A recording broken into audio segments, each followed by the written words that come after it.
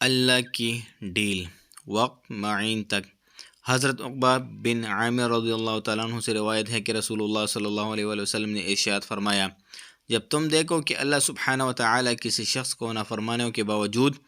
اس کے پسند کی دنیاوی چیزیں دے رہے ہیں تو سمجھ لو کہ یہ اس کے لیے ڈیل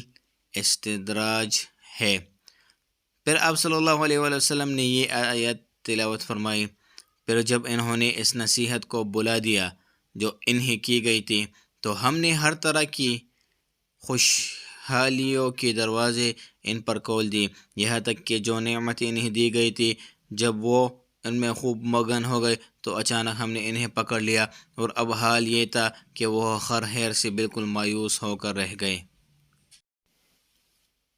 اللہ کی ڈیل وقت معین تک۔ حضرت عقبہ بن عامر رضی اللہ تعالیٰ عنہ سے روایت ہے کہ رسول اللہ صلی اللہ علیہ وآلہ وسلم نے ارشاد فرمایا،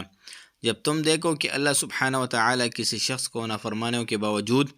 اس کے پسند کی دنیاوی چیزیں دے رہے ہیں تو سمجھ لو کہ یہ اس کے لیے ڈیل